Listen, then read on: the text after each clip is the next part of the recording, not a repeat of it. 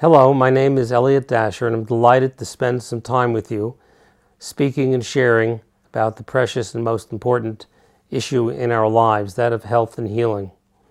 Throughout the development of humankind, we have made great strides and advances in dealing with disease, in dealing with the traumas that afflict mankind, and in fact, even dealing with death. We've extended our life, we've made it more comfortable, and we've developed many forms of treatment and remedies to work with illnesses that previously took great pains in our life. However, we're going to talk about something very different today. If you were to place on a piece of paper a line, and at one end place a -1, and in the middle a 0, and on the other end a +1. The history of medicine and its great efforts really lie between 0 and -1. We've spent all of our time and all of our endeavors in the very important task of alleviating suffering. But that's only half of the health that's possible for us. And we're about to embark on an entirely new journey. And that journey would go from 0 to +1 on that graph. And that's the journey of human flourishing. So now that we stand upon all the success and achievement of modern science and what came before, we're about to take the opportunity to finally reach the full potential and capacity of each of us for health and healing that includes the preciousness of a full and enduring happiness, a sense of wholeness, a sense of peace, wisdom, love, and compassion. So we're going to, in a sense, redefine health as not only the alleviation of suffering, but as the promotion of the fullness of human life in all its glory and all its nobility. So if you join me in this journey, we'll have a chance to explore where we've been and where we're going. What we're going to do tonight is really an ongoing rebirthing of this material as it grows in me and as it develops over time. And so those of you who have shared this before will hear how it's gone further for me and how it begins to move on a day-to-day basis. So I welcome you to join in this really important exploration and this important great idea, which is not mine, it's very old, that comes to us at this time and a very important time in our development. At 35 years of age, Dante wrote his Divine Comedy, and he started with the words, "When I traveled half my life's way, I found myself in a dark wood, for I lost the path that never strays." Sometimes that last line is translated, "For I lost the true path that never strays." And that's really where we are in medicine at this point, in a dark wood. For many good reasons, we got there, but nevertheless, in a very dark wood. And so our culture also, in many ways, is in that dark wood, and therefore ourselves. And the most difficult problem is that when you're in a dark wood, when you're in a place that's unclear, that's lost the truth, that's lost the path, that's lost essence, the problem is you don't see it. We don't know what we don't know. We don't know we're in a dark wood. So today so there's no way out. So today we're going to explore, like Virgil and Dante did, that dark wood and the path that never strays, that is the way out for medicine at this particular time, for medicine, for health, for healing, for each of our lives. And that is what I want to share with you today. So the question is, how do we get to where we are now? Which is not a bad set of reasons, because many wonderful things have happened. And then how do we move from there? If we look at health, we begin to understand that it's not a static thing. Health has changed throughout the human experience. About 50,000 years or so, what we would call human life. We've had various levels and incarnations of what health is, depending upon the particular consciousness or awareness or lack of it at that particular time in history. And so if we can see that, we can begin to understand that health isn't just a single static thing. It's constantly an evolving set of potentials and capacities. So if we begin down at the most archaic and primitive time of mankind, what we find is that man was very, very much one with his world. There was no separation, sort of a primeval Garden of Eden, so to say. And so there wasn't much thought about what health was. It was simply a reaching out for what made you warm when you were cold, for food, for those things that made an injury feel better, and so on, and avoiding those things quite naturally and instinctually that were harmful. This was health. Not conceptualized, but that's how it was. Now, at that time, that level of understanding could never have appreciated that there was more to come, which is important because that's where we always are when we're immersed in a particular level of understanding of health. And as mankind began to differentiate a bit from his environment, we went into a time of health which one would call magical. It was a time of incantations and spell castings and amulets to ward things off and taboos and all kinds of magical interactions with the environment, which, if they worked out well, brought health, and if they didn't, brought disease. Now, all of these are always incorporated into what comes next. So the survival mentality of the earliest aspect of health is there today. The remnants of the magical period are there in terms of the basis of a mind-body medicine, because they're about magic, about belief, and about the mind. And from there, as man differentiated more, the powers of healing shifted from the magical forces in the environment to gods and goddesses. We're going to actually talk a little bit about that in a few moments. And so one then, health was then achieved by appeasing the gods, by surrendering, to obeying the taboos, to not doing what you shouldn't do. And so health was, in that sense, a relationship with a power that was greater, that had the ability to determine your health or disease. And so that was health or disease. How could they imagine that anything else would ever develop if that's the level that you're experiencing it at? And then, of course, we began to, as our minds began to develop more, which we're talking about now 5, 6, 7, 8,000 years ago, we developed empirical systems of healing. This would be like the Oriental system. This would be like the Ayurvedic system, like the system of Hippocrates, or system of balances, a homeostatic system. These particular systems all had to do with the experience and observation. You saw it worked, you began to use it, you began to develop a theory around it, and you had a medicine that for the first time had some sense of experience versus results. This was still not a scientific medicine. As the rational mind developed more, we found ourselves into the Greek period and then later again in the Renaissance, we begin to see the development of a very, very meticulous, theoretical and clinical controlled evidence-based scientific medicine. Now, all of that incorporates everything that came below, but transcended in terms of its capacities, its new abilities, what it can offer us, etc. And it's always linked to the growth of consciousness. And for that period of time, the growth of the rational mind. Now, if you were to take a graph and go 0 to +1, minus 0 to +1, from minus 0, that's +1 being a perfected health and healing, and minus 1 being where we began. So if you did that, where we are today with the scientific medicine is at 0. We've gone from -1 to 0. All of it being a way of dealing with the fear of death, the fear of disease, the fear of the adversities of life, psychological and physical, and our way of establishing ways of working with life from the archaic up to treatment, prevention, wellness, mind-body strategies, alternative, complementary medicine, etc. All of these have been basically fear-based but appropriate approaches to dealing with the human body, primarily the human body. So now we find ourselves at 0. So we, of course, don't see that because what we have now, we cannot see what is possible in the future any more than a magical period of time could see the next stage of development. But in fact, the 0 to 1 is what I'm really here to talk with you about tonight.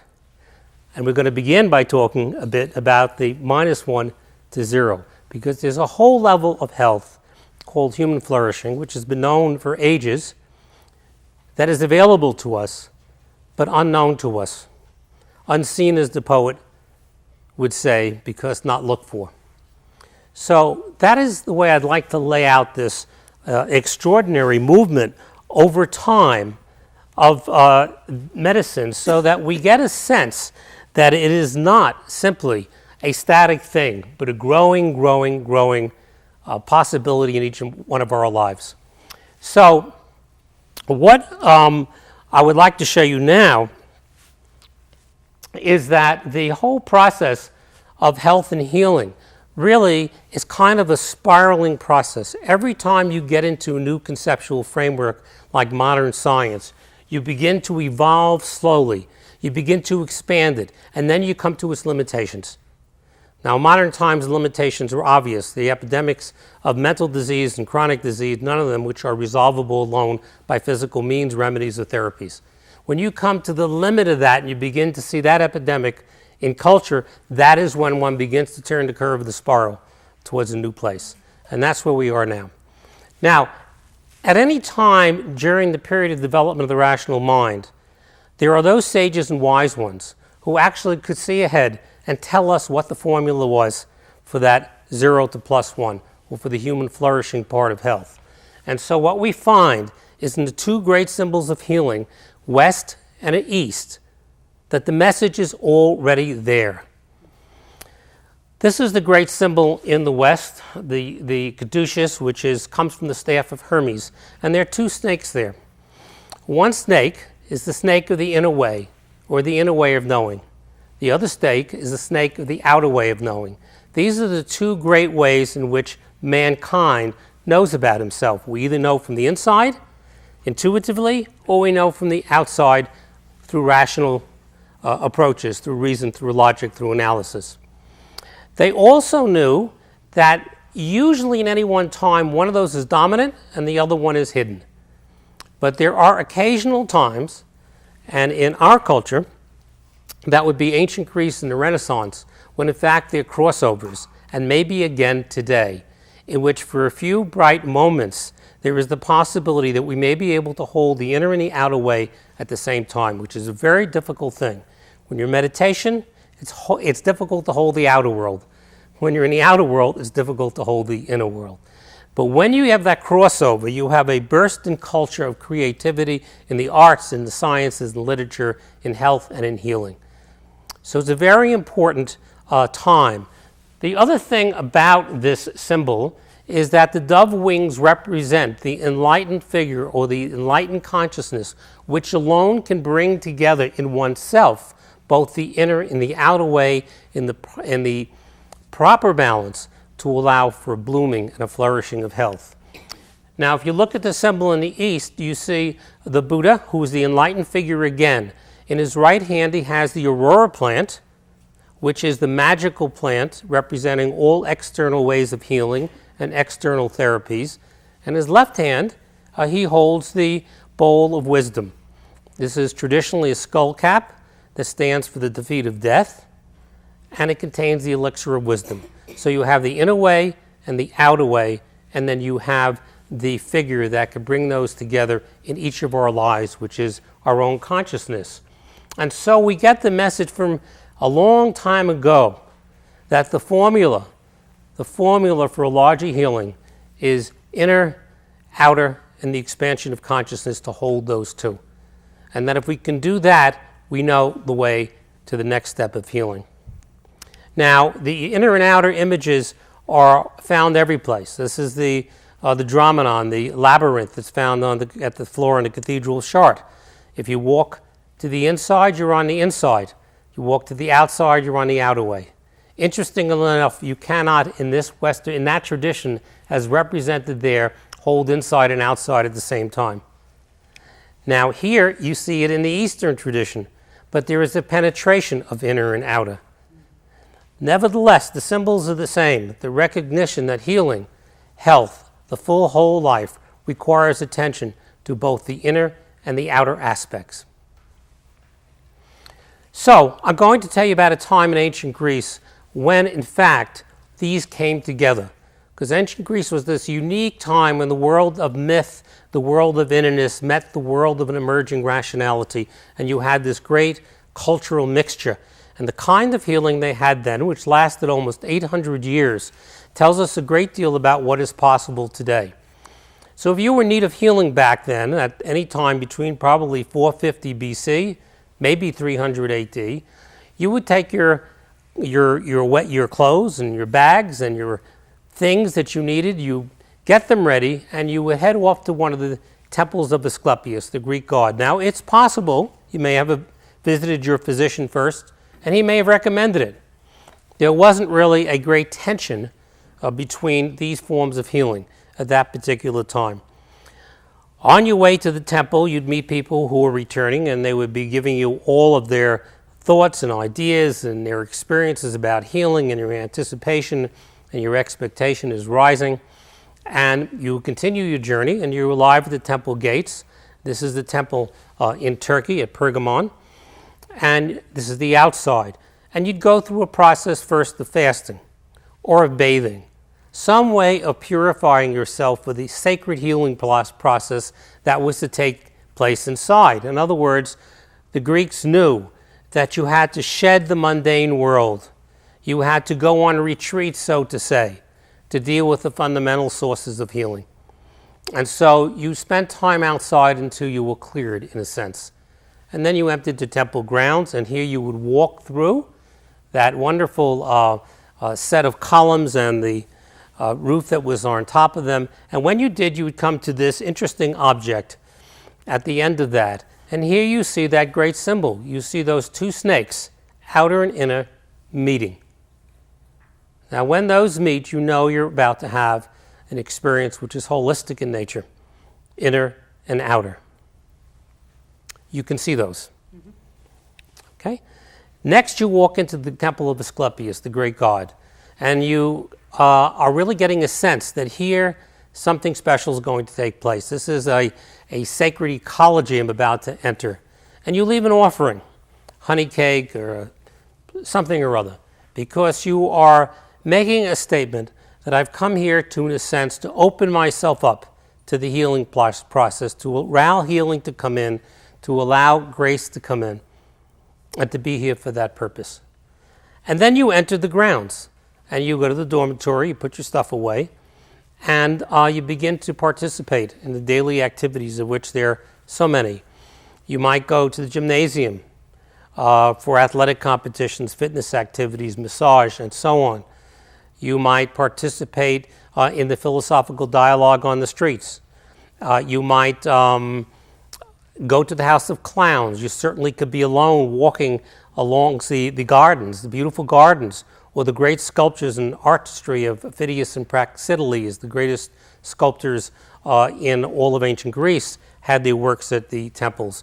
So you had all this kind of activity going on, and you might go to the great theater. This is the theater of Epidaurus, which is one of the major Asclepian healing centers. It's completely intact. The Romans left it intact because the acoustics are perfect, and there is the same plays that were done then are done over the summer there now.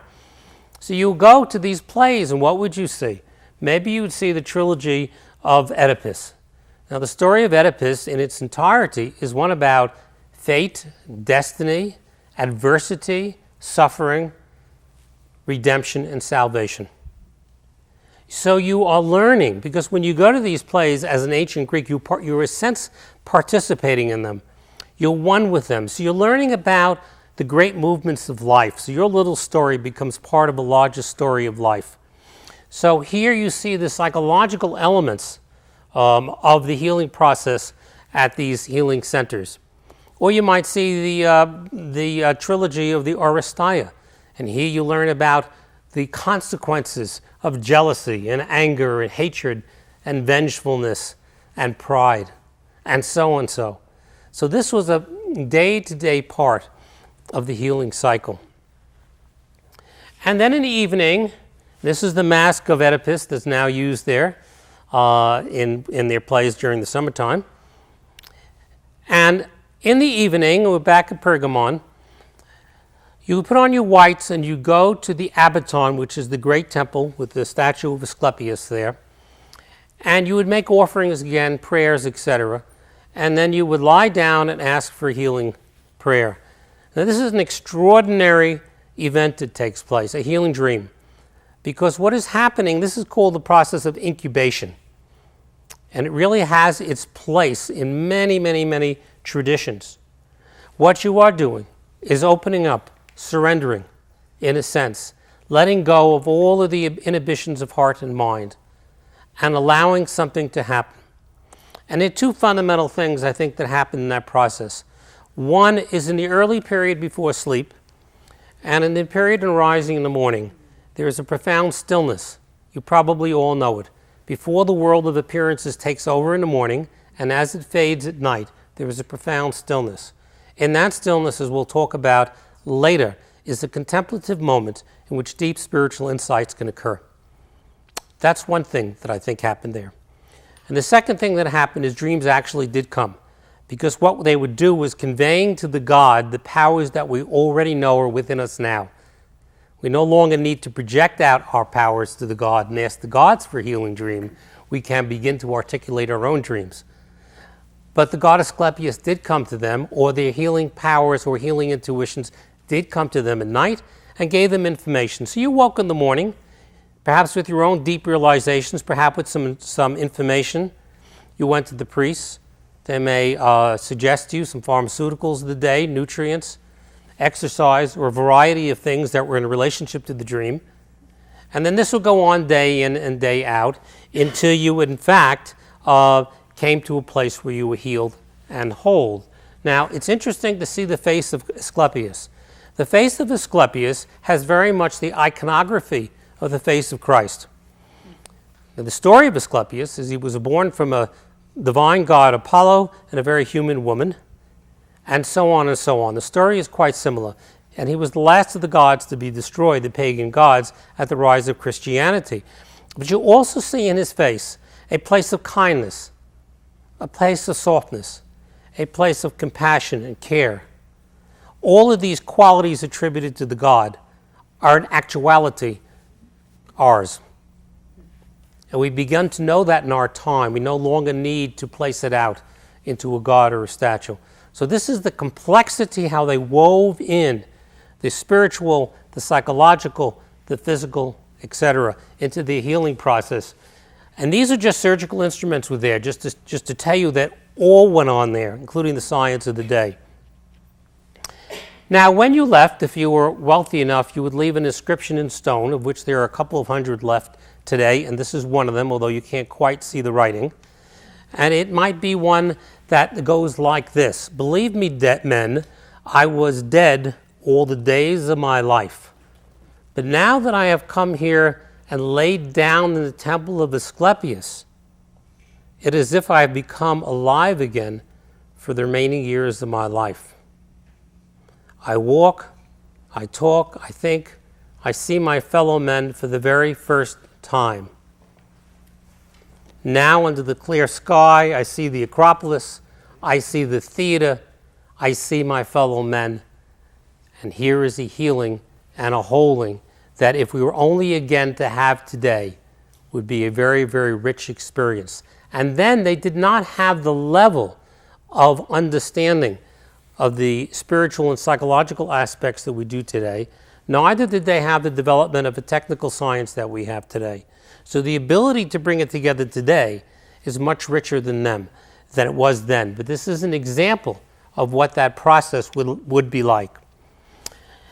This was lost during a long period of time in which there was a fusion between religion and healing. So the healing became part of salvation, part of scripture, part of grace, and was not a process that was a fully integrated process. Until about the 15th, 16th century, when two books were published in 1543, same year.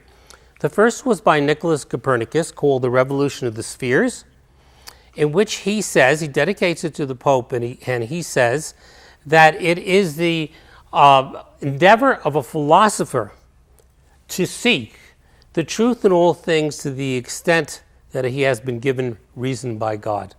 Now this is an amazing thing, reason by God and God in the same sentence. This is a crossover of inner and outer held together. So you see again this movement, this integral movement of healing in inner and outer occurring again. Now, the other thing I want to say about this is that the current Pope, about a year ago, put out his first encyclical, which was called Faith and Reason. And if one is to read that, one is essentially reading the same kind of philosophy that is expressed here, that in fact deep knowing requires both, the approach through reasoning and the approach through faith or innerness or the inner life. So here you have this great crossover period, and we have first this book, and then we have this book by a great physician, surgeon, anatomist, Andreas Vesalius, doing the first dissection of the human body. So we have a looking out to the stars, a looking in from within, and we have the explosion and the beginning of a natural science reemerging again in the context of a spiritual frame. So we have a differentiation going on in which we no longer have the fusion of religion and reason and natural science. They begin to differentiate, and you have to have that happen. If that happens, you can't develop either one of them fully. So to develop the mind fully in its rational form, you have to have some separation from religion. If you don't, you can't do it. So this was a positive thing, but there's a difference between differentiation and dissociation, which is what finally took place. One is a positive thing that allows growth and development. The other denies half the world. And so this is one of the beautiful woodcuts that were destroyed in the Second World War, unfortunately. The pictures for this book were all done in the labs in the art studios of Titian, the great artist. So there was just this wonderful, exciting, and exuberant sense of science coming in, all within the context of a spiritual world. And so if you look, you can see that we have from there the whole movement, the modern movement towards where we are now. And that is that after Copernicus, Galileo did the further work, and then the math was done by Kepler, Descartes split the mind and the body, and Newton gave us the physics. And from there on in, we're on the journey into the wood.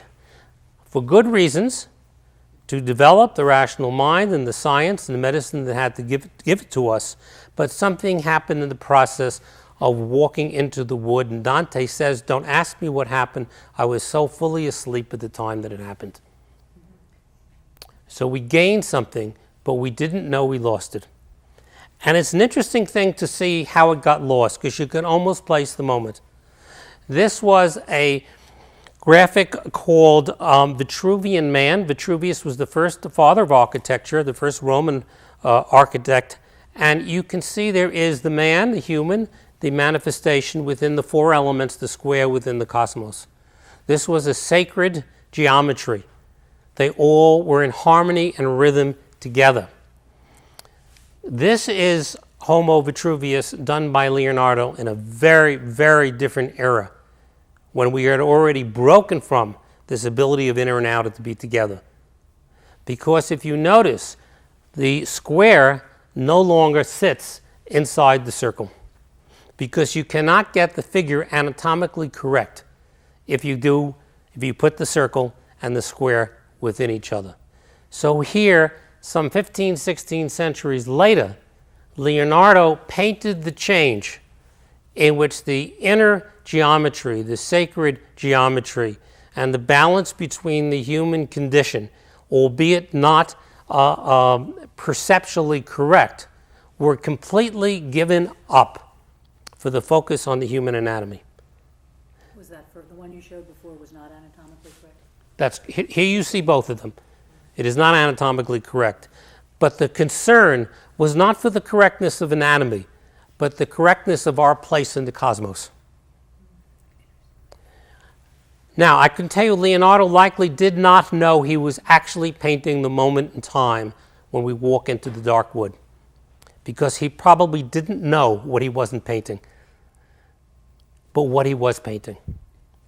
So it's fascinating to see this shift, because most people don't. Well, they're both called Homo Vitruvius, same name, both paintings. but done out of a completely different mindset. One saw the wood in both directions, the clarity. The other was in a dark wood already. That sacred life, that innerness and outerness were gone. Unconscious, not known, but painted this way. And so we have the modern worldview, which is objectivism. That is, if you can see, touch it, feel it, or hear it, it's real. And anything else is not real. Anything we experience inside is not tangibly real. Yes, we experience it, but yours belongs to yours, mine belongs to me, and there is nothing we can do really with love and anger and this and that. All these feelings and emotions and ideas and creativity are really not easily approached. So the whole inner experience is really gone. And what's real to the world is materialism, what we can touch and what we can feel. And it's really hard to get away from that, as hard as we try. And we'll see that in a moment in medicine. And the second is reductionism, which says that everything, if you want to find the cause of anything, go to the smallest material particle you can. So this is how we find reduction. It's also in psychology. If you want to find the cause of a problem, go back to the family, to the source, the unit that started it. So we don't have in here the possibility for downward causation, that something above, like spirit or like mind, can actually affect downwardly. It's only upward causation. And so this is the philosophy, and if you add it to the word positivism, which was a philosophy several centuries ago, it said if you continue this path long enough, we will have all the answers we need to everything in human life. And now we know that certainly is not the truth. This is how we got into the dark wood. This is both a wonderful thing that happened, but it's also a place of complete unconsciousness. Because the gifts of scientific medicine are many. They're listed here, and I think it's important that we all talk about them and know them and give it the credit they deserve. We understand the body and physiology and rational ways that we can deal with it, so we have the potential for meaningful diagnosis and therapy. We can relieve pain and suffering. We have anesthesia and safe surgery, and we have many other things like the decrease in infant mortality and increased longevity, etc., all from modern science. It's been a great gift. And nobody would argue with that. And one could say the last two things on here, humanism, compassion, and great access, the level of health care, were or were not a part of the scientific revolution. So I've put a different asterisk on them. But clearly it's been very important, and I want to honor that because we're not giving that up. We want to retain that, retain everything, embrace everything. We just want to have a bigger sphere in which to operate. Because the fact is, with all of this, objectivism and reductionism and positivism cannot bring happiness, cannot bring love, cannot bring peace, cannot bring hope, cannot bring faith, cannot bring a higher well-being, because all of these things come from within. It cannot deal with anger, cannot deal with depression, cannot deal with anxiety, because no remedy, no therapy that is external can in fact cure something that ultimately must be approached internally. And that is the part that we lost. So this is what brought us from -1 to 0. A very important step. The tragedies of modern medicine are that we all have become objectified. We know that in so many, many, many ways, but certainly in our medical care system. That means objectified and generically objectified. Two people have heart disease, it's the same heart disease in different people. Well, there's a lot about those people and their heart disease that are phenomenally different from each other. But if you get a diagnosis of heart disease, basically your heart disease is the same as the one next to you, and you get the same treatments for it. Diabetes, the same, and so on and so forth. So we're all kind of genericized and objectified. There's tremendous loss in that because we again lose the deepest part of healing, which is relational, which has to do with the fundamental qualities of innerness that we're going to speak about. That material definition of health is a definition of health that is only possible in a rational scientific medicine. It did not exist prior in all those prior areas and periods of time we talked about. It does not exist in an integral medicine, a transpersonal medicine, or even a higher medicine. It's a definition that is in relationship only to scientific materialism. That is not a negative statement or a positive statement, just to recognize that our definition of health is simply relative to the culture and the ideas we have. But it does limit us, because once we believe in it, we can't go further. It leads to the denial of all the interior dimensions at any significant way. It is true we have our psychologies and give it lip service, but the inside is far more deeper and far more complex than our gross psychologies would admit of.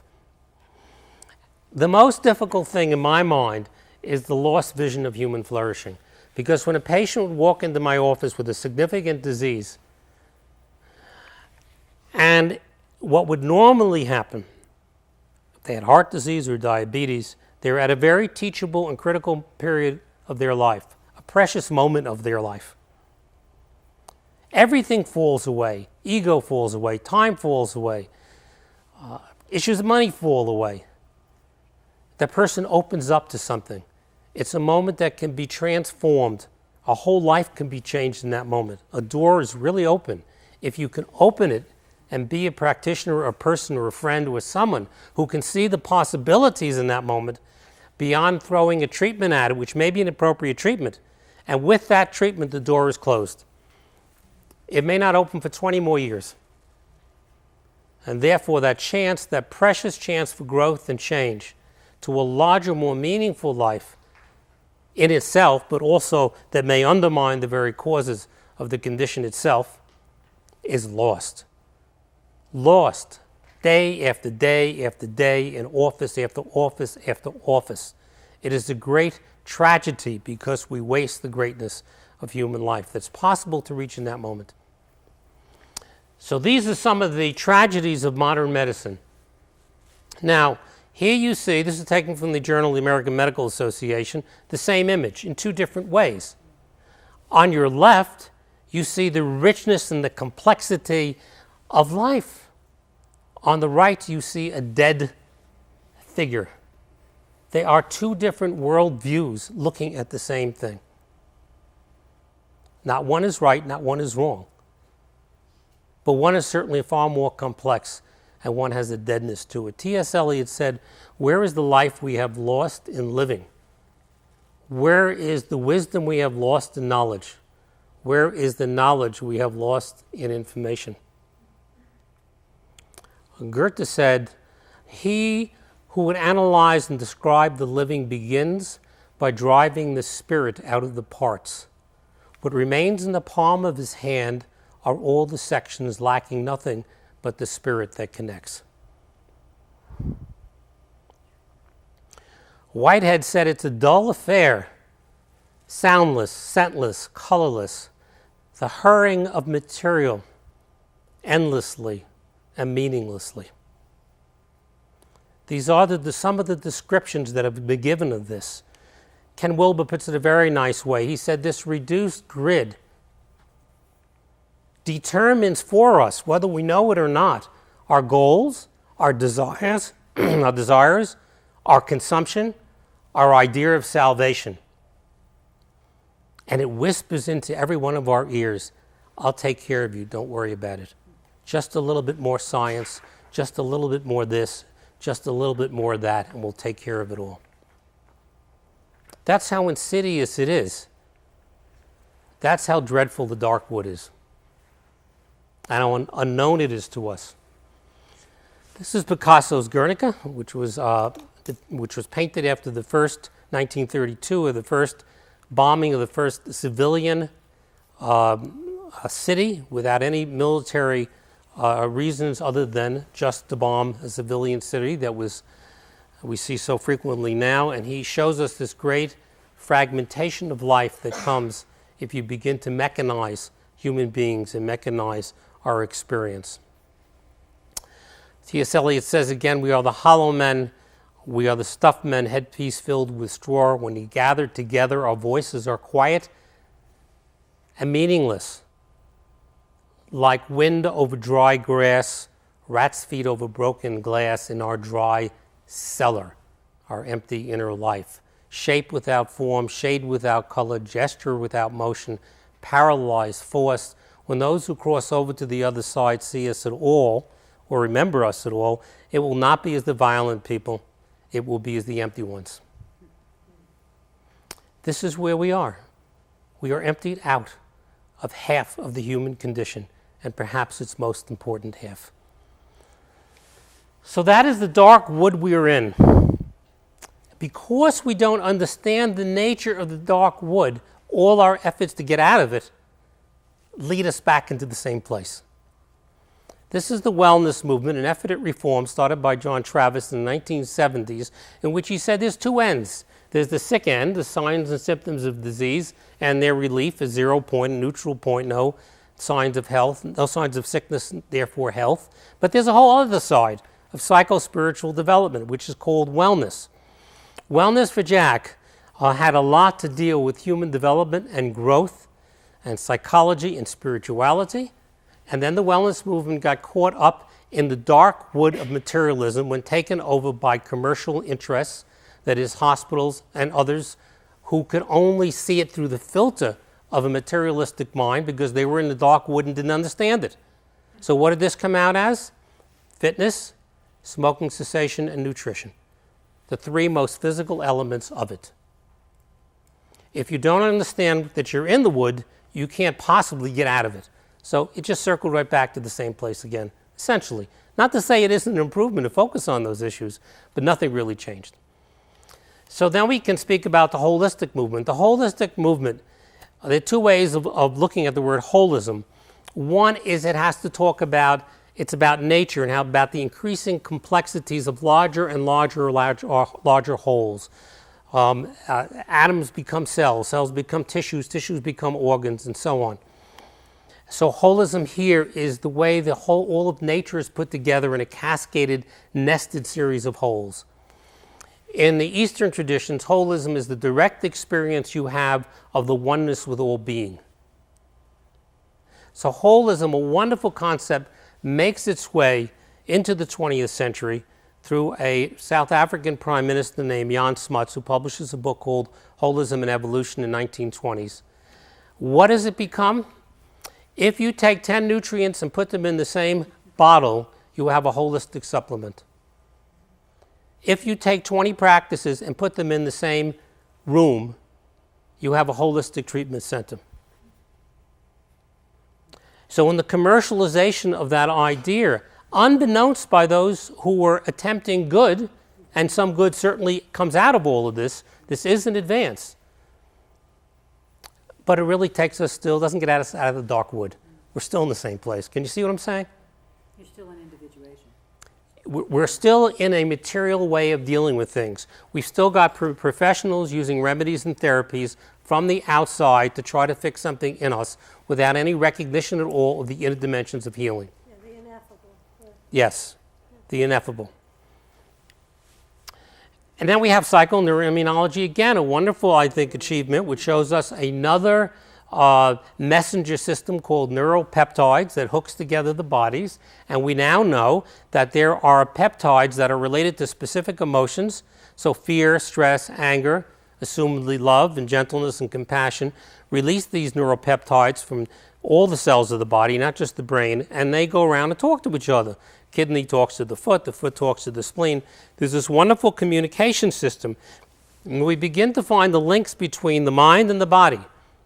That something happens in a thought or emotion or a feeling that evokes a chemical response that creates a physiology that's a correlate to that inner state. Now that's wonderful if you would carry it further and say, let's talk about the thoughts, the feelings, the images. Where do they come from? How does that mind work? How can we grow? How can we purify, heal those, work with those, understand them, develop a higher consciousness? We don't. Psychoneuroimmunology ends at stress response and the relaxation response. So the really larger question of what this is telling us, that something as intangible as a thought, a belief, a feeling, or an image can actually reshape our body, is phenomenal. You would think you'd want to look at the thought, feeling, and image. But that doesn't happen because you can't go that far with psychoneuroimmunology because it's embedded in a materialistic system. And if you don't understand anything about the inner life, there's nothing you can do. So it was a wonderful addition. I wrote a book on it. actually, and taught us a lot. What it didn't do is take us out of this place. And we have then all the wonderful addition of all the alternative therapies and complementary therapies, which increase the size of the medical toolkit, but they don't change or transform the holder of the toolkit or the patient that comes in to see the holder of the toolkit. Unfortunately, very unfortunately, as these are practiced, and I underline them, as they are practiced, and not by everyone, and the same thing applies for conventional medicine. There are wonderful practitioners that are much more broad-based, but they're generally rare. As they are practiced, the inner aspects of the great traditions have been jettisoned. Ayurveda comes from the great philosophy of yoga. If you go to see an Ayurvedic physician, the likelihood is that you will get some supplements and some nutrients, massage, panchakarma, but you will not get the great philosophy, the liberating philosophy of yoga, because that doesn't fit in this culture, because both patients and practitioners want something that works easy. We're used to treatments and remedies. The same can be said of Oriental medicine. Oriental medicine is based on Taoism. Taoism is a fundamental, rich human philosophy of inner and outer and their union. But if you go to an acupuncturist or somebody who practices the herbalism of Chinese medicine, it's highly unlikely you'll get that part. Nobody pays for it. Not only not that nobody pays for it, it's a lot easier to learn how to do acupuncture than it's to spend your life developing your inner life as a practitioner. Nobody pays you for that except the pay that you get inside. So we find that however wonderful all of these are, and whatever wonderful addition they are, and I compliment us having them, they do not take us out of the basic fundamental problem that we're in. And so the reasons why we can't get out, one is the fixed mental patterns, which we'll see in a minute. Is once you see something some way, like materialism, it's really hard to change it. The other is there's a tremendous discomfort with the unknown. Integral medicine or any higher form of medicine requires another level of consciousness. It's a very different way of understanding seeing the world, and there's an unknowingness in it. It's not so clear in the beginning. It's not so easy that you do this and you get that. And it's a lifetime investment. So, and you could also find yourself in an abyss before you find yourself in profound and enduring happiness. So it's a difficult process. There is tremendous personal, professional, corporate, and cultural investments in medicine, conventional, complementary, and alternative. There really is. That's where the money is. That's where the pay is. That's how we make a living. And having done it myself, you're supporting a family. You do it, and you also believe it, and it does do good, by the way, and relieve suffering. It just doesn't go that next mile, that from 0 to +1. So there are tremendous investments, pharmaceutical companies, nutraceutical companies, and so on, who don't have so much of an interest in a larger health as they do really in maintaining that by which they make a living. It's not so nice to say it, but there is a truth that we all know it. We have to admit it. It's in all of us. It's in me too, still is. There's a tremendous contamination that we have to always look like. Ken Wilber calls it boomeritis. We think we're doing one thing, and we really are being good people. We really do care, but it's contaminated with an I-ness. It's contaminated with our own needs, our own desires. So it's not quite as clean and pure as we think. We have to have the courage to look and to really say, am I really being altruistic? Am I really relieving suffering at a full level? Even though I'm trying, even though I believe what I'm doing is good, is there a part of it which keeps me from going further because I'm invested in it for what it gives me? It's not easy to ask ourselves that. And ultimately, it's very difficult because we confuse, and we're going to talk about this, expansion with transformation. Now, here is the issue of perception, fixed mental beliefs. You look at this, you will see a Star of David more likely. Most people will. Some people won't. Some people see the 3 Pac-Man and the 3 angles. Whatever you see, try to see the opposite. It won't last very long. If you see a Star of David, try just to see the 3 Pac-Man, because that's all that's there. And the angles, it doesn't make a difference whether I tell you that or not. You're going to go back to the Star of David. So our mind is fixed. We can only see things in certain ways. And we've learned to see things materially. We learned to see healing as one of external remedies, therapies, and professionals. It's the only way we're going to see it. That's why wellness gets put into a funnel, etc. So the nature of our mind, the conditioning, already keeps us seeing things in one way. So that's a major obstacle. This is a René Magritte. This is the unknown. When you see this on a wall, the tendency is to walk to the next painting.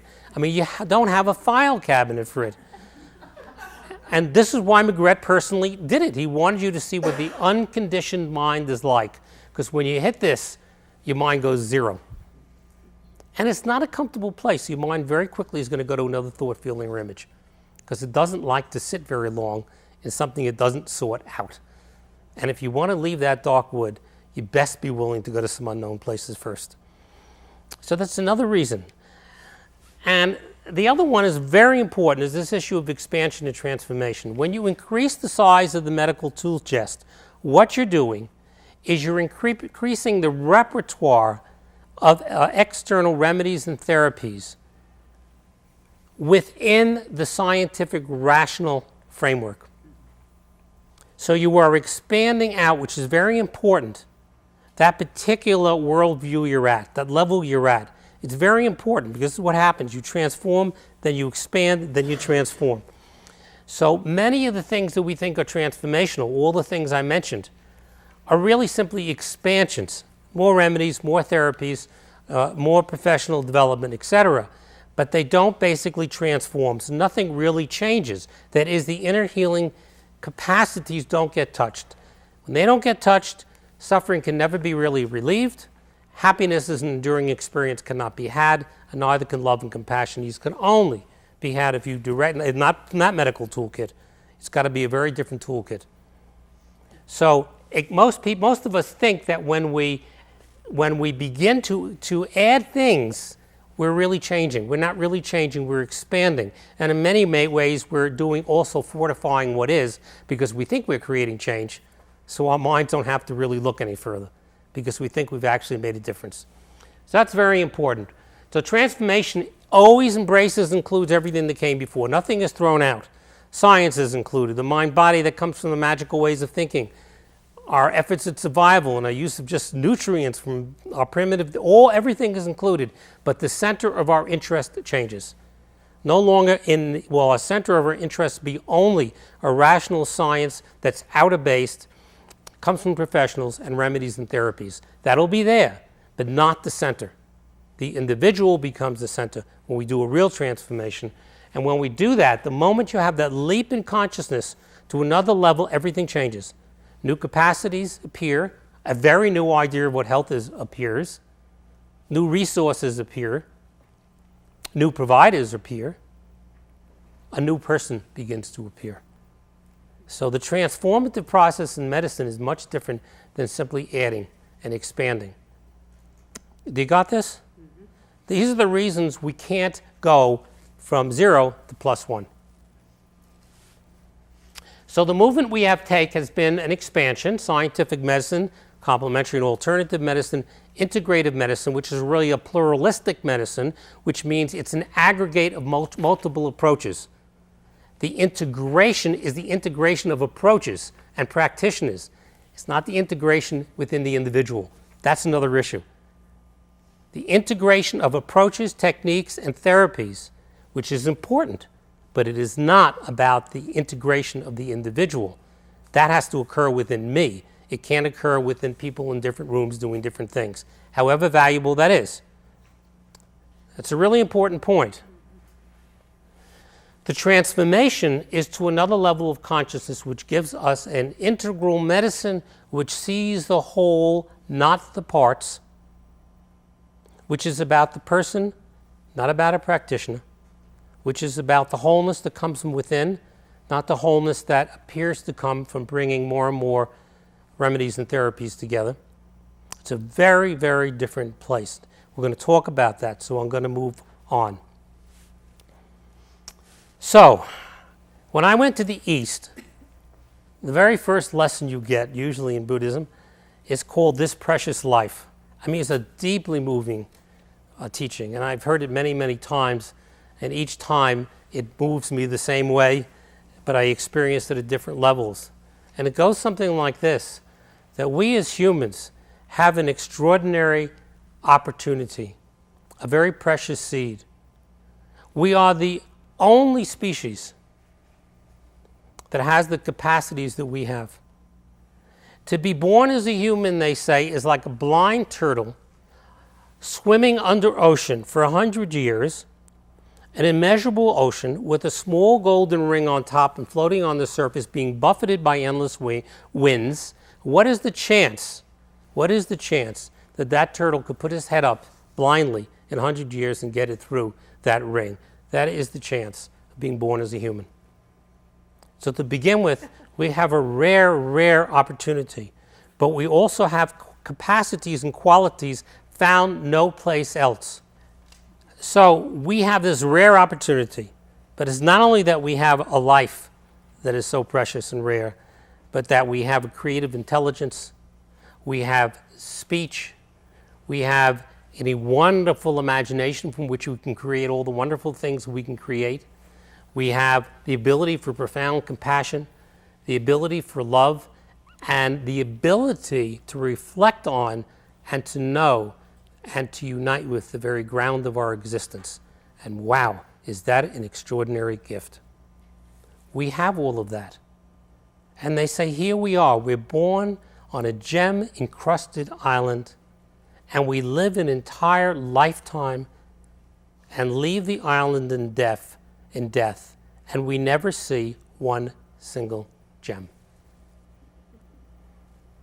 Or they tell the story of the man who goes down to the shore every morning before dawn, and one day he finds a little bag and puts his fingers in it. He thinks they're like pebbles, and he flings them into the ocean. And then the sun begins to rise, and he sees the last one. It's his diamond. They were all diamonds he was throwing away, and he at least has one left. So we have the seed of a precious human life, but the preciousness is in the realization of those qualities, in the realization of what our potential is, in the realization of our possibilities. Now, if we have the possibility of being all those things and more, what could be more meaningful in life than realizing those things? A flower finds its meaning in blooming, an animal in being animalish, a human in being humanish. What could be a larger, more meaningful health than the health of our full potential, if that's what we are? So we each have an enormously precious human life, and that's 0 to +1. And we haven't yet begun to enter that. We haven't defined health as that. And that is the only meaningful health there is. All the other health, 0, -1 to 0, you can take your animal to a veterinarian, they will get every one of those tests and all the medicines and be treated precisely the same as you and me in our current medical care system. They cannot go from 0 to +1. You and I can. Certainly we desire more, or should have more than a veterinary medicine for ourselves. So now we're going to talk about this shift to an integral health. This is a difficult thing to talk about because it comes out of a consciousness that can see it. So when we talk the words, if we're not in the consciousness that can see, we can't see it.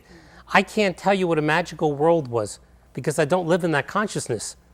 I really can't tell you what it is. So we're going to do our best as we're growing towards this to try to understand what it is to take this leap and what are some of the kinds of elements of it.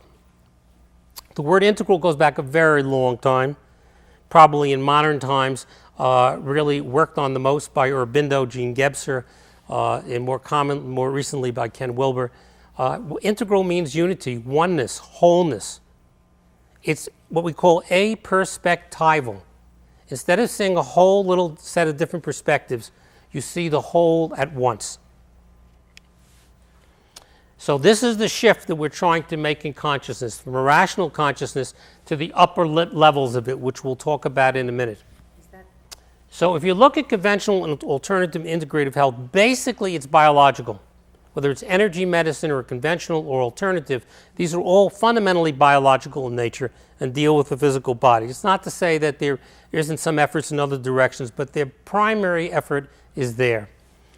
If you look at the beginning of an integral health, it has two components. One, it's truly holistic. It looks at these four aspects of experience: the psycho-spiritual, the interpersonal, the worldly, and our physical body. Really takes them all as being the four manifestations or expressions of human life. All health is going to be related to all four of them, and all disease is related to all four of them. There's no way it cannot be. They move together. We're only one thing. That's just four directions from which we look at our oneness. So an integral health is really authentically holistic. So I really choose where I'm looking. I can see the areas I need to develop in a very broad perspective. We're going to go through all of this more. And then it adds the issue of flourishing. This is very important. It says in every area of our life, these four areas that we express our life in. That is our inner life, a life with other people, a life in the world, and our biological life. Each of those places we can develop and flourish. It wouldn't be very useful just to say it's holistic, because it's holistic also to be at a very basic level of development. At a survival level, you're doing things that are all four quadrants, so to say, but they're at a very low level of development. So the richness is that we can grow into larger and larger spheres and actualize this precious life. So these two aspects, developmental and holistic, are the really core elements of what distinguish this particular approach to health and healing. Plus, we take the overview of it all. See, the consciousness that sees this is the final step of a rational consciousness. Once we go beyond the consciousness that experiences this is a systematic way of looking at the human condition. It's sort of systems theory, in a sense. And in that sense, it's still rational, but it's the highest level of the rational mind. It really takes a lot to look at multiple perspectives at the same time. Beyond that, the healing beyond that, which we'll also talk about, is transpersonal, it's inner, it's not rational in nature. And what the promise of integral health, which cannot be made by scientific medicine or any form of medicine previous to that, is that it is possible to alleviate all suffering, because suffering is an inner condition. There's a distinction between suffering and pain, suffering and death, suffering and adversity. Suffering does not have to accompany any of those things. We actually can alleviate suffering permanently and completely. And we can achieve an enduring health, happiness, and wholeness. Not a temporary pleasure. We actually can achieve these. These are promises that no other medicine can make prior to this, because there has never been a way of approaching healing from that many levels. So we look at it this way: these four levels. On your left side are the inner aspects of healing. The other side, the outer aspects. Top, the personal, the biological, and the psycho-spiritual, and then the interpersonal, the collective, between us and others, between us and the world. These are the ways that we have to address healing. Now we're going to talk about, and they all interact, they move together, they arise together, they grow together. It's like you can't grow a relationship unless you've grown your consciousness. And you can't grow a higher sense of the body, we'll talk about it, unless you've grown your consciousness with it. You can't interact in the world in a more meaningful way if the person next to you every day you have a hostile relationship with. It all really works together. And here is the formula. I'm just putting in a very oversimplified way to try to bring something to you that would take much longer to bring in detail, to try to kind of tease you into an interest. This comes from Jung's work with alchemy. And basically he says we're all born into a primal unity.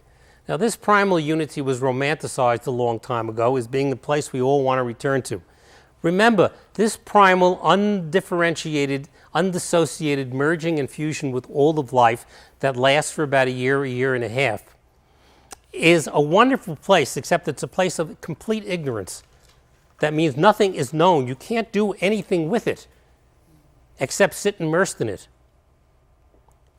So it's nothing to go back to.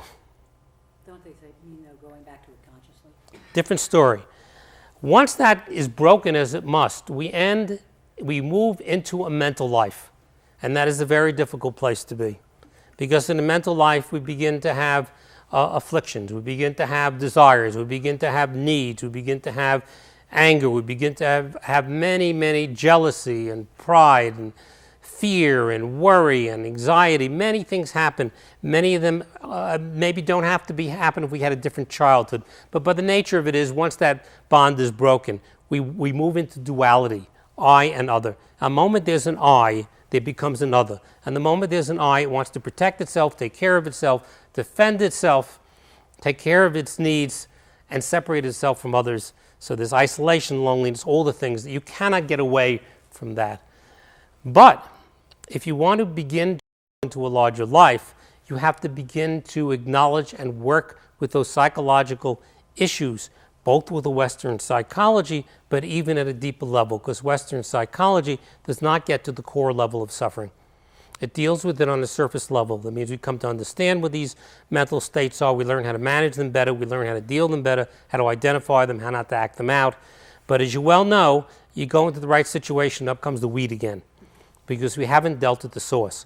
But it's important. You cannot skip psychology. People who go to try to skip it by leapfrogging to a spiritual life find themselves in terrible difficulty. They always get drawn back down again. So we begin this, if we choose to get out of the wood, the dark wood, we begin this process personally in this psycho-spiritual area of development, of beginning to grow into a larger consciousness. And then we begin to work on the spiritual life with very specific methodologies, which most of us are not aware of, but which are very well developed. And if we are fortunate, we begin to have glimpses of that same unity that was there before. And T.S. Elliott said it very well. We shall never cease exploring, and the end of our exploration will be to arrive at where we started, but to know it for the first time. You may say, is it worth that long journey just to know that primal unity? It sure is, because wisdom and oneness are a whole lot more human than just a mush of fusion with the world.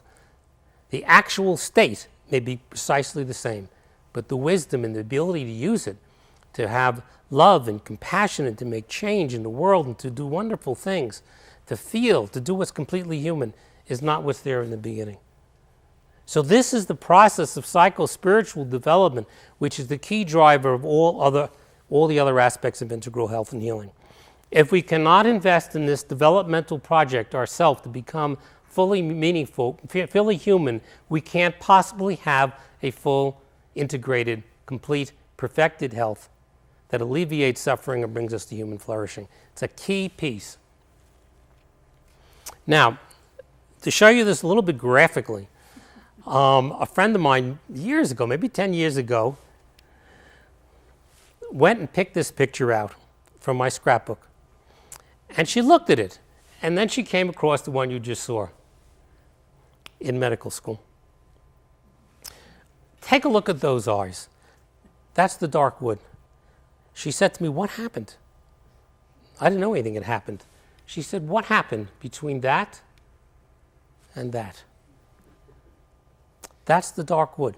That's a mental life that's full of all kinds of things, striving, ambition, worry, God knows what, approval, disapproval, all the stuff. It's a dead life. It's a completely dead life. And when I had a year between my internship and my residency, I picked up a book called The Greening of America, and there's a chapter in it called The Lost Self. And wow, did I begin to come to see what had happened in all those years. It's not to criticize the education, it's just the way we are in our culture. We don't deal with innerness. And so, in a sense, that's sort of a little bit of the graphic movement that you can see as you walk into the wood and just begin to walk out of it. I didn't pick up those pictures, and actually they're really quite representative of what my experience was at those times. So how do you get there? Just briefly, there are practices associated with each of these quadrants. And one is study, basically, reflection, and meditation or contemplation with the guidance of somebody who knows what they're doing. And that's how one, in a very simple way, begins to develop a psycho-spiritual life. There are many, many markers as to what that is, the different levels of consciousness, what they feel like, what they're like, and that's the way we begin to develop that aspect of our life. I wish I could talk more and more about it, but that would be many days in itself. There are fruits of that. There are things that come from that, and these are those fruits. There's an inner stillness and clarity that arises. There's a openness and a spaciousness in which one can think creatively because the conditioning isn't there. When the mind is stilled and no thoughts, feelings, and images are arising, there's no past, there's no history, there's no conditioning. You're finally free. We can maybe only hold it for a moment, but the more we stabilize it, the more free we are of the past, of the known, of what makes us do what we've always done. There is a kind of loving universal embrace that begins to develop as you begin to look out and you say, my God, look at all this suffering around the world. For what? For a bunch of dreams that go on in the brain? Whoever saw anger, what color and shape does it have? Whoever saw the eye, what color, shape, or form does it have? Whoever saw anger, what color, form, or shape does it have? For these mental stories that we make up in our mind that we believe in so deeply, there's so much suffering. So as we begin to work with this, that begins to alleviate itself, and a natural ethics arises. A social set of laws are only necessary in a society which hasn't developed the consciousness for which there is a natural ethic. You don't impose suffering on other people when you have a higher level of understanding about the nature of suffering. Now, when you're not at that level, you need laws to protect people from doing that. So there's a natural ethics that arise, there's a flourishing of mind and spirit, and the foundation of a biological plasticity, which we're going to talk about now. If we develop our consciousness, we have then the ability to develop our biology further. And this is a fascinating thing, because what we understand of the body is basically anatomical. We have some sense of its physiology, which means it's more than just structures. It moves, it shifts, it changes. It's alive, it's dynamic. That's just the beginning. That's really just the beginning. We have some idea of the mind-body, but we haven't even begun to touch it. And that's what's possible. So we look at the whole movement in just 120 years in the West, we've moved from a psychology which tells us that 90% of what we do, we don't even understand why we do it. That's pretty profound, that would. That's a pretty dark place. We move into biofeedback, which is Elmer Green going to the east and beginning to do brain waves and beginning to discover when he comes back that we can control blood pressure, we can control temperature, we can control bowel motility, we can control bladder function, we can begin to control our EEG waves. We have a tremendous ability with the mind to control our body. So it's no longer just an anatomical and physical body, it's also a mind body. But if you want to do that, you've got to train. Doesn't come for free. And so we begin to move into this, and briefly I'm going to go over these with you.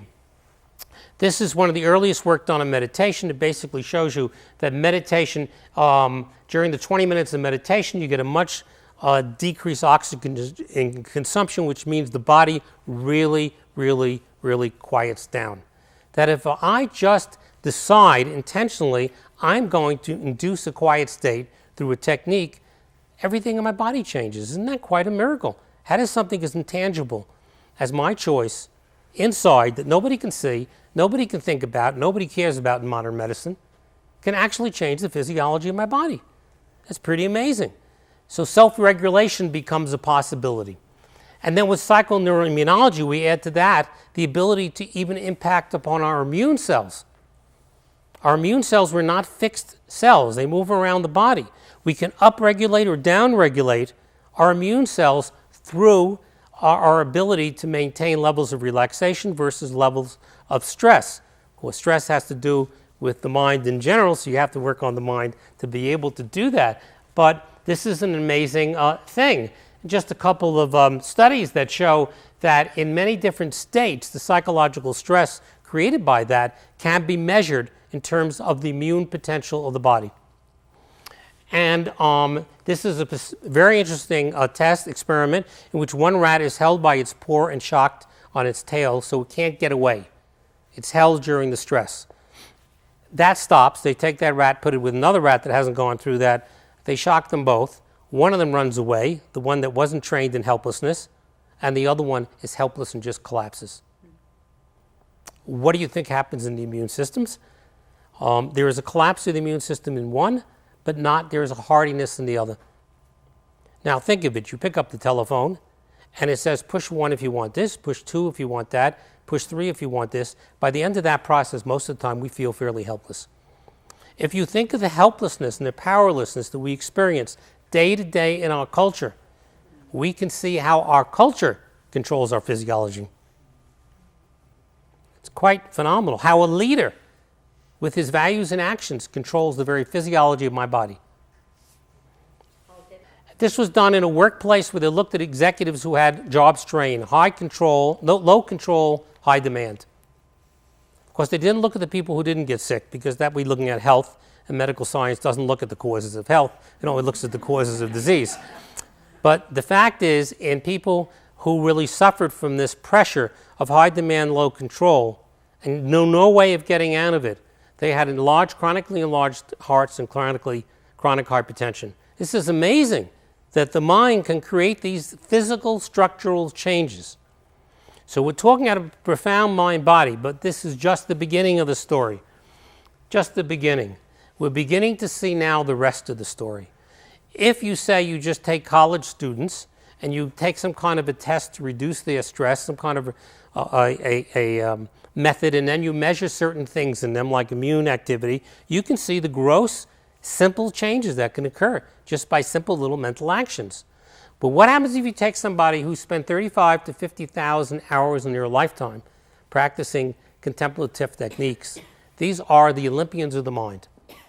Now, we may not be Olympians of the mind or PhDs of contemplation, but we can get a long way there. The same as we may not be Olympians of the body, but that doesn't mean we can't train ourselves to very significant places.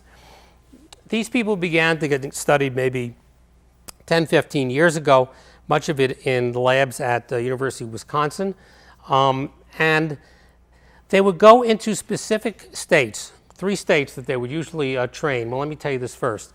From earlier experiments, we knew that the most recent area of the brain, called the right prefrontal cortex, is the part of the brain that has to do with well-being, one of the parts.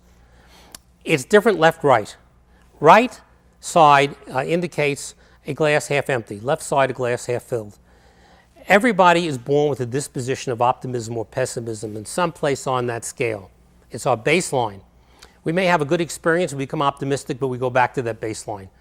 We may have an optimistic baseline, but we have a bad experience, but we'll go back to that basic. We're all born with a basic disposition about relative activity of right versus left prefrontal cortex. So this is what's looked at. 3 different meditation techniques: a focused kind of breathing meditation, a compassionate meditation, and an open meditation, a spacious meditation. In these people, and they go into these, by the way, in about 5 minutes. Doesn't take a long time. And then they do functional MRIs and elaborate EEG recordings. And what they see is in the contemplatives, they have an activation of the left side, the half glass, half filled, that is so far over in terms of well-being, not seen in any place but in these kinds of people. And not only there, it's there at the control, it's there after the meditation, and it seems permanent. They have actually changed the activation of their brain to a place of well-being that seems to be enduring and sustained, and can be measured morphologically, can be measured, that is, structurally, and can be measured also electroencephalographically. So we see that we can change our very state of being with training.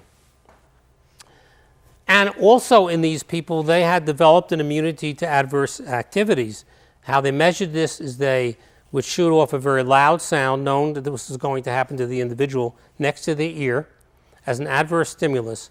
You would hear exactly, see exactly no changes in the EEG, no facial muscle instinctual changes with shock, which you almost would expect to see all the time because you can't control that. And if you ask them what happened, they will just say, there was a sound and everything else was fine. So we see an amazing resistance to adversity also in people that have trained their mind in an Olympian fashion. We also see the synchronization of the brain in this gamma activity, which seems to indicate that there is a correlation in this whole brain synchrony to the sense of clarity that they express subjectively. They feel clear, they feel balanced, they feel spacious, and we pick up this synchrony that is not picked up anyplace else and is also there in the baseline more so than it is in others who have undergone training. Wow, this is pretty phenomenal that we can see the neurological correlates for mental training. And so what we come to know is that the body and the brain are actually the children of experience, of learning, of training, of our environment. That we are not fixed in anything in our body or brain, and that we can train to an extent all of it with increasing levels of consciousness. And this is why human flourishing becomes possible. And so what we once thought was pre-given, we now know is no longer pre-given. That we can change anatomy, we can change structure, we can change physiology, we can change brain activity, we can change perception, attention, and many, many, many other things up until the day we die. And this is what we call biological plasticity. We have this enormous capability of self-regulation if we wish to develop our lives. This is 0 plus 1. The ability to reorganize our brain tissue to some extent, to increase the structures or the size in certain areas of the brain, to create new brain cells, which was thought not possible. It was thought it stops at childhood and that's the end of it. But we now know that's not true. And all of this leads us towards biological flourishing. And activities and practices, just briefly, fitness, nutrition, prevention, yoga, tai chi, biofeedback, contemplative practice, just an idea of the ways that we work to achieve a biological flourishing. So to flourish biologically is to see our body the way Alex Gray sees it, with all of these different dimensions, from the most anatomical to the most subtle and the most connected with, in fact, all other aspects of existence. So we move with biological flourishing from an anatomical body to a physiological body, to a mind body, to a subtle mind body, to a very subtle mind body, to the subtlest mind body, to the experience of oneness with existence. That is biological flourishing. And when you reach that level of oneness of existence, there is no birth, there is no death, because we already are part of it all. It's just a movement and change. When that is actually embodied experientially, the fear of death is gone, because there is no death. Hard to speak it in words, but you can also all imagine what I'm speaking of. This is a very dynamic possibility. This is 0 to plus 1 in the biological realm. If we begin to look in the interpersonal realm, we all grow up as an I that's first fused into the world. There's no distinction between myself, my mother's breast, the doorknob, the electric socket. But we begin to become an I-you. There begin to be others. But those others begin to be seen and perceived really more as I-it. They are something that we use in the world. The other people satisfy our needs, our pleasures, whatever. We begin to see others as objects that we can manipulate and use to get what we need in life.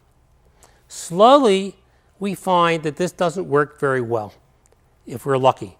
And we begin to develop that you is actually a you. It's actually another person. Their feelings, their emotions, their needs.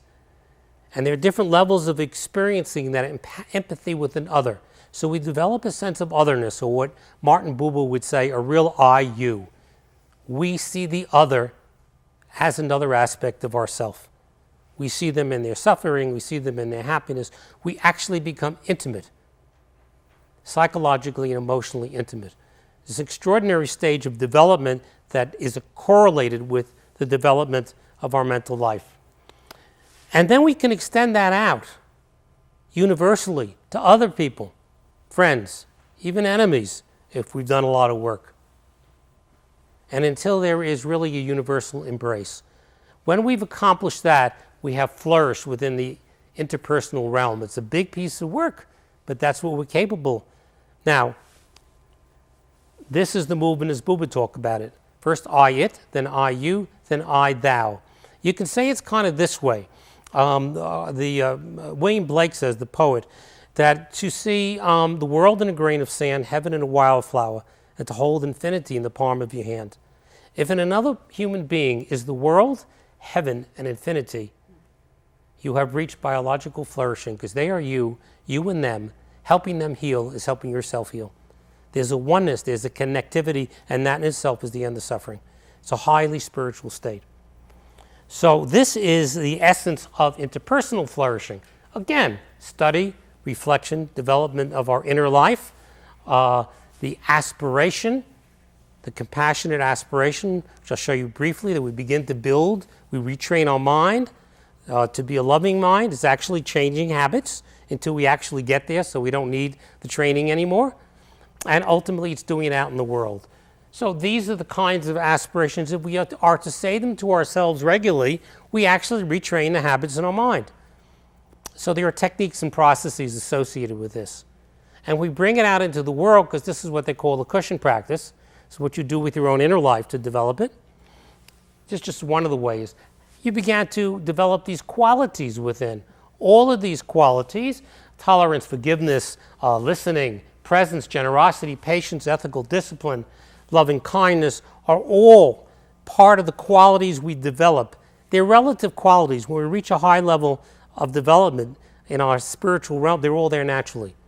But until that state, we develop these. So there are practices that we can work on. That's the only point I'm trying to make, not the practices themselves, that can develop us in that area.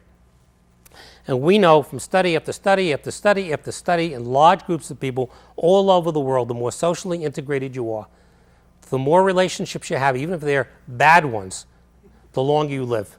Can you imagine if all those relationships were beautiful ones? And so ultimately, this is the relationship. This is the I-thou. That thou can be another person. It could be a deity. It can be God. It can be anything.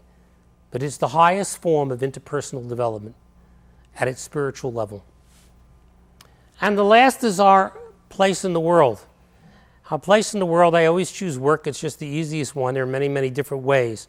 But in work, we can move from work as survival to work as a place of meaning, to work as a place of fulfillment, which is all still highly personal, to work as a place of service, which has nothing to do with me. And that's the spiritual development. This is also the process of development related to all the other aspects of development. So the practice, we look at the quality of relationships at work. Why can't each relationship be a rich, connected experience every single day? That would sure change the nature of what we do. Because if we can connect and bring loving kindness and sweetness and patience and tolerance and forgiveness into our daily life at work, then what we were doing at work is consecrating that experience and connecting ourselves. Whenever we are connected, we feel more whole. And here, of course, this is Mother Teresa's ashram in Calcutta. And here you see also service at another level, which, again, is impersonal service. Whenever you reach the place of impersonal service, which you can't reach unless you've developed yourself in the other areas, also, you have reached that spiritual aspect of an interpersonal relationship. In this place, the interpersonal being cultural. So, I tell you briefly about how this is done in a culture. In that little kingdom of Bhutan, about 10, 15 years ago, they started what they call the Gross National Happiness Project, instead of the gross national product. The king decided they would use happiness as the basis of measuring what they did in their culture. It's a serious effort. There have been quite a few conferences over the last number of years. There's a group in Canada that's doing much the same. You can find this on the web by just Gross National Happiness. And what they took is 4 areas that they would look at: economic development, environmental sustainability, social services in terms of education, healthcare, etc., and good governance. And they would measure the success and how they developed those areas on the basis of what led to happiness amongst the people in that culture. Not pleasure, happiness. And think about it. Our Declaration of Independence says what? Does it say the pursuit of pleasure or the pursuit of happiness? It's a very deep Aristotelian, ancient view. We're going to talk about that, about what happiness is. So you see it here in a project culturally, the development of that aspect of the model. Now, here is the whole movement. I've only put 3 circles because as you develop, you move from the most physical, instinctual life outwards to a mental life where all of culture is at the present time. That is, the development of culture is mental. That's what we all struggle with. The next movement is spiritual. But there are 3 faces to spirit. You must know this. The first is the upper left-hand quadrant, which is my big self. It's the subjective experience internally of my meeting with my larger self, with emptiness, with the divine, with openness, with spaciousness, with that which is one, all connected. That is one face of God, of spirit. The second face is what happens interpersonally. That when I see that other as a thou that is no other than myself in another form, I see the spirit and the divine in the focus of a relationship. And when I take the creation, be it my body or nature, and I see within that existence the oneness, the unity, the interdependence of it all, I see in nature spirit. Each of these are 3 faces of spirit. Now, Ken would call the first one formless, the second deity, and the third nature, mysticism. When they all come together inseparably, is that final stage called non-dual spirituality. So, this is what human flourishing is about. Is it a big deal? Yeah, it's a big deal. But where did it start? Interestingly enough, there have been ideas about what well-being and the life of human flourishing is around for a long time, because you see it first, you see it in Buddhism, where it's called wisdom and compassion. You see it in Greece, in Aristotle, who calls it reason and virtue. You see it in Christianity, where it's charity and love. There have been visions of what the life of flourishing has been for a long, long time. We just lost sight of it. And we lost sight of the ways to get there because we've never gone past 0. And integral health is 0 to +1. This is what it would look like in those 4 quadrants. Wisdom and spiritual realization, how could that not be part of health? How could universal loving kindness and intimacy not be part of health? How could engagement in service, engaged spirituality and cultures of wisdom and compassion not be health? How could this enormous ability of our body to be seen and experienced in multiple levels? So this is human flourishing. This is what we can aim for. And to talk a little bit further about human flourishing, I must talk to you about pleasure. It's a long discussion, but let me say this. Pleasure is not the same as happiness. Pleasure is externally driven by a stimulus. It usually is the relief of a previous moment of suffering that we label pleasure. That is the word we describe when we have found something which relieves a previous moment of suffering. If you don't believe it, look carefully next time. It's externally driven. It is always ephemeral because it's from the outside, and anything from the outside is temporary, doesn't last. So what do? We want more of it. So first of all, we protect ourselves. We try to possess it, or the person who brings it, we think. We hold on to it tightly. Anybody who gets in the way, we dislike. And we need more and more of it because we've got to go and we get addicted to it. Or everything that gives you pleasure, which, by the way, is an opening into spirituality, and we'll talk about that. From consumerism to lustful sexuality, underlying the lustful, all of those things are what the East would call suffering. We label it pleasure because it's a lesser level of suffering than the previous moment. Very important to understand that. This is very different than what I'm speaking of. This is what we deal with when we go from -1 to 0. Happiness is internally generated by working in the ways we've talked about to develop a place of wholeness and connectivity that really does away with the afflictive emotions, which alleviates suffering, and then we have something that's portable. It goes wherever we want to. It's not vulnerable. Nobody can take it away. We don't have to protect it. We don't have to defend it. We don't have to fear its loss. It never leaves us, and it's abundant, it's non-addictive, and it's enduring. It's a very different quality. And the mistake that happiness and pleasure are the same thing is what puts us in this addictive place. Everything that is a pleasure becomes an addiction. Everything, even good things, even loving nature or running, becomes addictions because we use them as remedies to relieve suffering at one level or another. Look at it very carefully, very carefully. Our relationships with people, sometimes what we think is altruism is really our way of relieving our internal suffering. So it's very important to understand that we are very contaminated. We have to understand what genuine happiness, wholeness is, connectivity is, if we're ever going to have it. So it's a long discussion about pleasure and what it is. But just to touch on it, I wanted to do. Now, we know that happiness occurs in the center and pleasure occurs in the periphery. Robert Frost said, round and round the surface we go, but the mystery, it's in the center, it knows. T.S. Elliott said, at the still point of the turning world, right in the center, the still point, neither flesh nor fleshless, neither forward nor towards. The still point there, the dance is. And there is only the dance. So whatever takes us towards that center, whether it's illusionary and temporary or not, is going to give us a taste of what these enduring spiritual qualities are. So that puts us in a bad place. Because relationship, you see, can give enormous pleasure. Enormous pleasure. And what is the pleasure it gives? The first 2 to 3 weeks of the romance is so important in the West because it's the closest touch most people ever have to spirituality. What happens? Timelessness, egolessness, selflessness, otherness, and connectivity until, of course, it breaks down because we haven't developed ourselves enough to sustain it in a richer way. So we then become addicted. And all the problems that flow from that. Attachment, desire, possessiveness, dependency, anger, hostility. So the very thing that touches that spiritual place, misunderstood, gets sought after.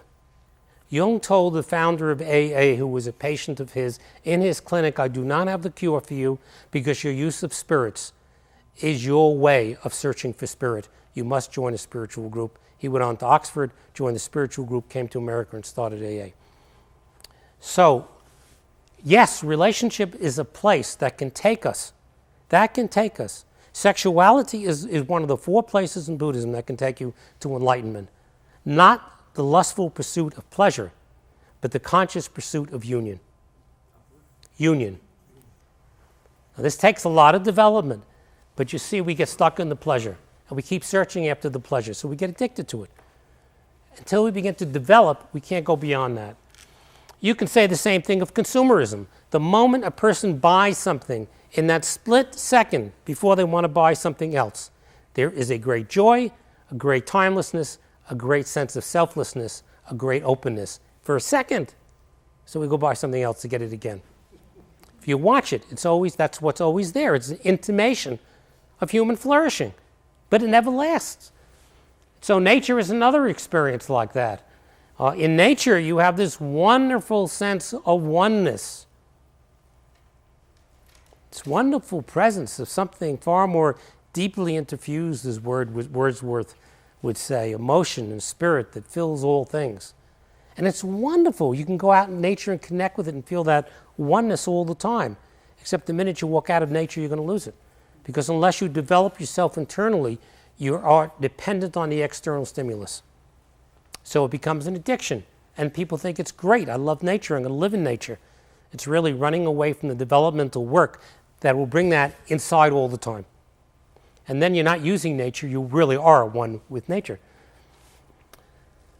We see, of course, that feeling in these great buildings that were built out of a mentality that knew that place. So what do you call it? It is our ability to feel empathically for a moment the very energy from which that came. But because it's not ours, we lose it. And the same thing with the great religious structures. You can walk into these great cathedrals, this is Mont Saint-Michel, and you feel it, but you can't hold it because we haven't done the work. So we go back to it. becomes our pleasure, becomes our addiction. And art also. This is a Rothko. Rothko gives you a great sense of quiet, peacefulness, meditation. So you can sit in a Rothko room forever, but the minute you go outside, you're going to be who you are unless we develop more. You got it? Pleasures are our addictions, and we have to begin to understand that. So to get beyond these glimpses, these real glimpses of human flourishing, so now we all know what it's like. We've all touched it, but if you really want it, you've got to go from 0 to +1 through these systematic paths, because once you really develop it inside, it's enduring, it's sustaining, it's invulnerable, it's expansive. And that's what this whole process about human flourishing is. This larger health is about. This movement, particularly in the psycho-spiritual area of development, is central because, one, we've ignored it in our culture, so we know nothing about it. We can't do it alone. We need people to help us. Yeah, the guides, like Virgil was Dante's guide, we all need guides, good guides, so be very careful. But this leads it all. All the other quadrants are driven by the development in this quadrant. So human flourishing begins with the very basic beginning. Where do we begin? We begin wherever we are. If it's a relationship that's a problem, we begin there. We always want to begin by expanding our consciousness. If it's disease, we begin there. If it's problems at work, we begin there. So if a person comes in to my office, or did when I was practicing, it's not that I would say we should begin here, we should begin there. It's not that. There is a profound, deep process of listening that goes on for hours and hours until coming out of that human being in resonance with my own unconditional listening. Unconditioned listening is an understanding of what the next movement in that life is. And wherever it is, that's where we begin. So if somebody comes in with a heart attack, of course we're going to work with that biologically. But if we listen deeply enough, we will hear what's underneath that. If we listen deeply enough to a peptic ulcer, we will hear about an ulcerated life. So we start wherever we are and in simple ways. And it's not hard to move along this process. And I always go back to this study that John Kabat-Zinn did with Richard Davidson, who's done the work with the contemplatives. It's very simple. It's just an 8-week course of a couple hours a night of a basic breathing technique. They injected them with vaccines for the flu before to measure the immune responses compared to a control group. They asked them questions about their emotion, their sense of well-being, etc. After 6 weeks and carried out to 9 months, there was an increased immune response to the vaccine. There was an increased sense of well-being. Anybody who starts contemplative practice will tell you very early on, you begin to feel the changes. Now, if you start to work out your body and you stop, you're back to square one again. So this is like that. It's continuous and ongoing practice. But I put this through, we don't have to be mental Olympians. In the very beginning, we begin to treat people differently. I try it every day in simple ways myself. That person who calls up on the phone, one more of those phone calls at dinner time, it's that little effort that's so hard to say, I'm sorry, and stay on the line until that's really been heard when it doesn't want to be heard, instead of going like that, which I still do too many times. It's those little practices. But we do need people to help us. We need guides, we need mentors. There's no way without it. But I want you to know, we want you to know this is easy to begin. It seems hard because we don't know about it. And so this precious life, you see, can really be ours. We have the capacity now to move from 0 to 1. All of medicine and health before is -1 to 0. It's all about suffering. It's all about fear.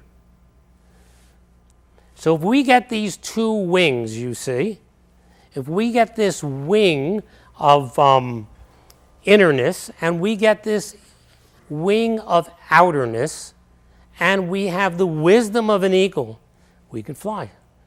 We can fly to heights that we have not previously done as humans. And then Alex Gray again shows us not only can we go to heights that we can see, and we can see with so many eyes and in so many different ways. And again, not only do we see ourselves, but when we see ourselves subtly enough, there is no distinction between ourselves and anything else. This is a Pablo Picasso do you notice that you can see the front, the side, and the back all at the same time? Many people can have touches of greatness. Many poets and others, if you look at their actual lives, day-to-day lives, they have not integrated all the aspects of their being. But they can still have those moments of great inspiration in which they can give us great gifts. In their own lives, they haven't done the work to sustain that in all areas of their life. But this is what an integral look is. You see it all at the same time. You don't see a single perspective. You see the entire thing at once. All of those four things are really one, us, one whole. And so this is a pictorial description of the integral look, the integral gaze. It is so different than the representational gaze, the one perspective, the one approach, the one therapy, or the 4 different therapies in 4 different rooms that we go to one at a time. This is looking at the person completely and whole in every way. So it's really a marvelous depiction of that. Now, once we do that, we have little choice but to respond to the world from a place of compassion and service. How can we do other when we really understand the needless suffering in the world? How can we do it? So this is the Buddha of compassion. It's a wonderful image, Avalokiteshvara or Chenrezig in Tibetan, because here you see 1,000 hands depicted. You can't see them well. This was Tanka that was painted for me in Dharamsala, but each one of those hands has a little black spot that is a Buddha eye. Because to reach out with compassion, you need to have the wisdom to know which hand to reach out. You see, a cardiologist has only got one hand by which to reach out. A homeopathist has one hand to reach out. It may be right in one situation, but it may not be right in another. One has to have 1,000 different ways to help, each one guided by great wisdom. Now, we're not all there, but we can begin to get there. Sometimes helping is saying no. Sometimes it's saying yes. Sometimes it's relieving temporary suffering. Sometimes it's only going at permanent suffering. Sometimes it's both. It's a very complicated affair. But as we begin to get wiser and wiser and wiser, we can be more meaningful in the world and more useful to other people. And what more meaningful is there to do with our lives, and what really is the epitome of health, but to bring everybody else along with us. So compassion, care, helping only comes through great wisdom and knowing. And also knowing. Somebody told me a story yesterday, and they said that it was about a practitioner, doesn't mind what particular approach. Somebody came in, and they gave him all kinds of suggestions. It was a young woman in her 20s, the patient, and that particular person wouldn't do anything. And so the mother was called and said, I told him exactly what she needs, what nutrient supplements, whatever it was. And she said no. And he said, she's terribly non-compliant. I don't know what to do with her. He had one hand to reach out. That just happened not to be the hand that 22-year-old needed. So at least we have the wisdom to know that there are other hands, and we can listen deeply enough until we hear what a human being longs for. Then we can really help out of the wholeness of our being and not out of the little single narrow perspective we have. And so the changes we're talking about are quite dramatic. This is a Kouros boy done in 650 BC. It is an Egyptian, it's a Greek piece, but really with an Egyptian influence in it. Look at the solidity in it, look at the worldview it expresses, and look at 150 years later, and you see a change in worldview. This is what we're talking about now. We're not talking about expansiveness, we're talking about transformation. We're not talking about more tools by which to go from -1 to 0, but from 0 to +1. So here is a Madonna and child. This is done probably around 1350 or 1250. This is a Madonna and child done 150 years later during the Renaissance. You can see the difference. This is what we're going for now. Major change, major worldview changes, and we're going for it in our own lives. And if you understand this, a piece of this, then you can get on that journey. I want to end with a piece from Ken Wilber has done so much of this work because I think it says a lot of things very well. He said the integral vision, having served its purpose, that is, it reached its epitome at some point of letting us see ourselves as fully integrated whole people, inside and outside, collectively and personally, having outlived its vision because we have been able to see this and accomplish this, is finally outshined by the radiance of a spirit that is much too obvious to see and much too close to reach.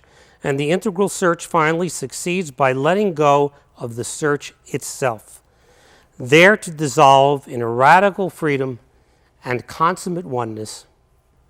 And that freedom and fullness is that sense of being free of suffering and the fullness of being fully in life. There are two different pieces.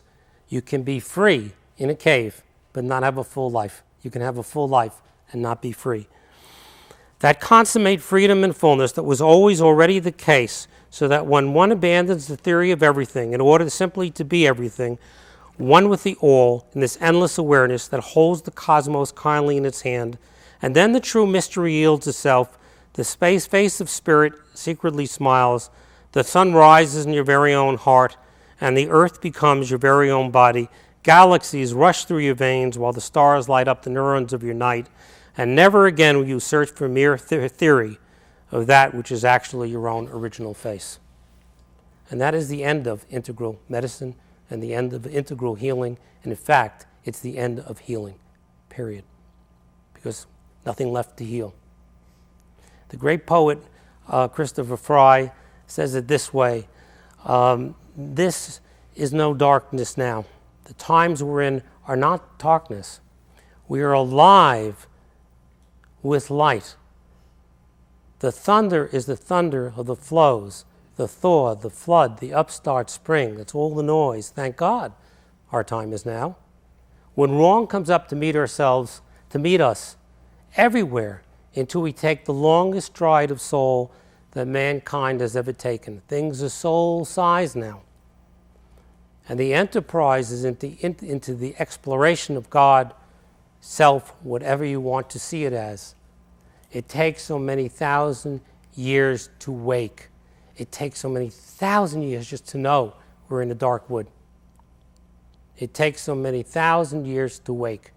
But will we wake for pity's sake? That's what I want to leave you with on integral health and healing. And I really hope you take this with you, not as something that's stimulating to you, because that's not important. Too many talks and conferences we go home very excited and very stimulated. What's important is we realize what we have to gain with this little precious short life we have and how much we can do, and we take it and we begin to get the assistance, the mentoring, the help, the study, the reflection, the practice, so that we can, in our own lives, flourish with an enduring health, happiness, and wholeness. That's the most important thing for me that you can take from here. So good night, and I'll hang around.